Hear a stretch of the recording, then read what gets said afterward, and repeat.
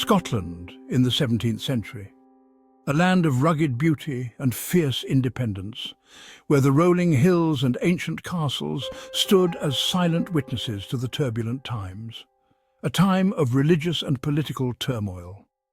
The air was thick with tension as the struggle for power and faith raged on. The Covenanters, staunch Presbyterians, fiercely opposed the king's attempt to impose episcopacy on the Scottish Church. They refused to conform. Their faith was their fortress, and they would not let it be breached. They suffered for their beliefs, imprisoned, tortured, executed.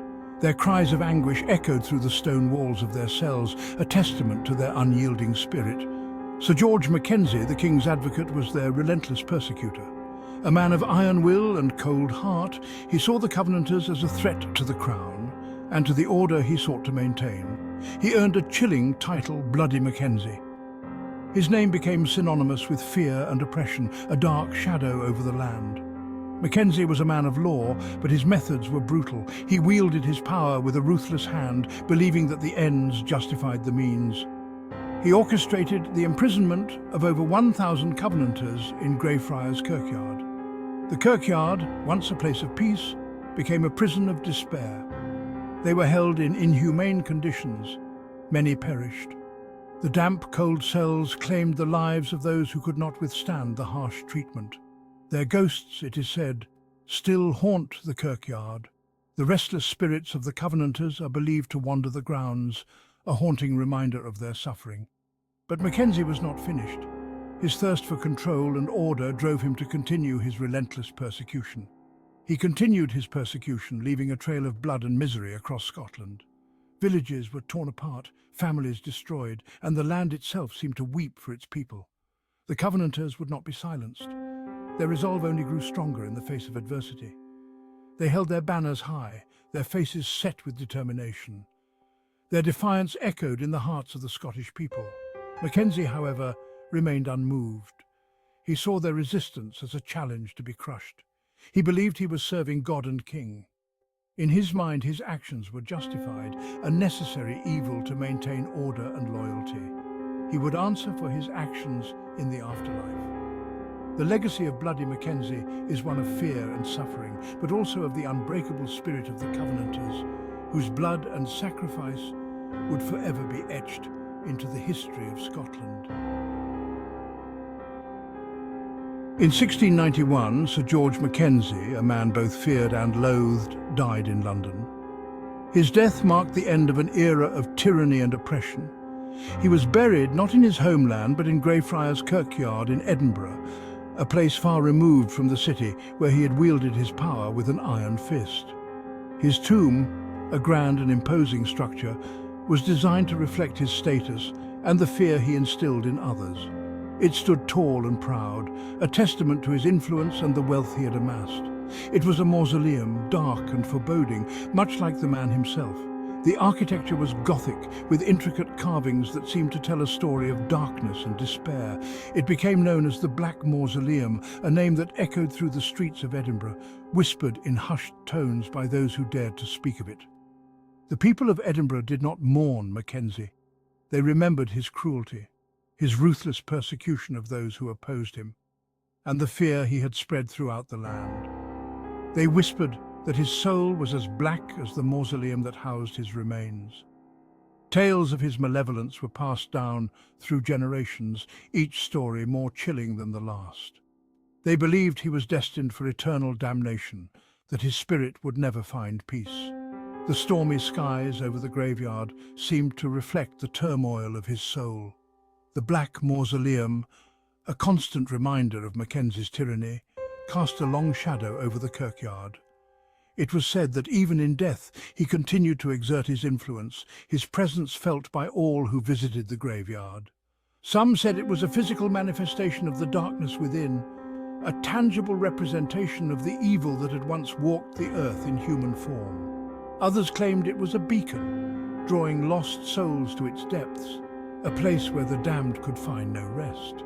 The eerie light that sometimes surrounded the tomb only added to its mystique. Whatever its true nature, the mausoleum became a place of fear and dread. It stood as a stark reminder of the cruelty of Sir George Mackenzie, a man whose legacy was as dark as the tomb that bore his name. Visitors to Greyfriars Kirkyard would often feel an inexplicable chill, a sense of unease that lingered long after they had left. The Black Mausoleum, with its haunting presence, ensured that the memory of the cruel advocate would never be forgotten. Almost immediately after Mackenzie's burial, strange occurrences began around the Black Mausoleum. Whispers and moans seemed to emanate from within the tomb itself. The air grew heavy, oppressive. Visitors reported feeling a cold, unseen presence. Animals, particularly dogs, avoided the mausoleum. They would cower and whine, refusing to go near the tomb. Birdsong ceased whenever the mausoleum's shadow fell upon the kirkyard. It was as if nature itself shunned the place, sensing a malevolence that humans could not yet perceive. These early incidents were unsettling but not overtly hostile. They were whispers of something more sinister, a premonition of the terror that was to come. The mausoleum was like a slumbering beast, slowly awakening from its centuries-old sleep. In 1841, a homeless man, seeking shelter from a storm, broke into the Black Mausoleum. The night was unforgiving, with thunder roaring and lightning illuminating the sky in brief, terrifying flashes. He intended to spend the night within its cold stone embrace. The mausoleum, though eerie, offered a semblance of safety from the relentless storm outside. But the storm raged on, and the man, desperate for money, decided to rob the tomb. His mind raced with thoughts of survival, and he believed that the dead would not miss their treasures. I need to find something valuable. Anything. Maybe a ring, a necklace, or even coins. Anything that could fetch a price and buy him a meal or a place to stay. He pried open Mackenzie's coffin, searching for valuables. He found none. The coffin was empty of riches. Only the skeletal remains of Mackenzie lay within. Instead, his actions unleashed something evil. A cold wind swept through the mausoleum and an unnatural chill filled the air. As soon as he touched Mackenzie's remains, a terrifying roar echoed through the mausoleum. The sound was otherworldly, a mix of anger and sorrow that sent shivers down his spine. What have I done? I need to get out of here. Panic set in as he realized the gravity of his actions. The man fled in terror, leaving his tools and the coffin lid lying open. His heart pounded in his chest as he stumbled through the dark stone corridors. He ran into the storm-ravaged night, forever marked by his sacrilegious act. The rain pelted down on him, but he barely noticed, consumed by fear and regret. The grave robber's actions had awakened a malevolent force. The spirit of Bluidy Mackenzie, disturbed from its eternal rest, rose with a vengeance. The poltergeist of Bluidy Mackenzie was free, and it was furious. The once peaceful graveyard now echoed with the cries of the restless spirit, seeking retribution for the desecration of its tomb. The man, now a fugitive from the supernatural, found no peace. Every shadow seemed to hide the vengeful spirit. Every whisper carried the promise of retribution. Stories of the haunted mausoleum spread through the town, and the tale of the grave robber's sin became a cautionary legend. People spoke in hushed tones about the man who dared to disturb the dead and the ghosts that would never forgive. The grave robber wandered, haunted by his past, never finding solace. His life became a series of restless nights and fearful days, always looking over his shoulder for the spirit he had unleashed. And so the legend of the Black Mausoleum grew, a chilling reminder of the consequences of disturbing the dead. The stormy night that began with a search for shelter ended with the release of a vengeful spirit, forever altering the fate of one desperate man. The haunting of the Black Mausoleum intensified after the grave robbery. What began as whispers and cold spots escalated into something far more sinister. Visitors reported being scratched, pushed, and even bitten by unseen hands.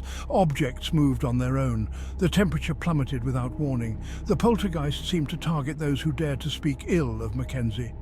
Skeptics and those who mocked the stories of the haunting often experienced the brunt of the entity's rage.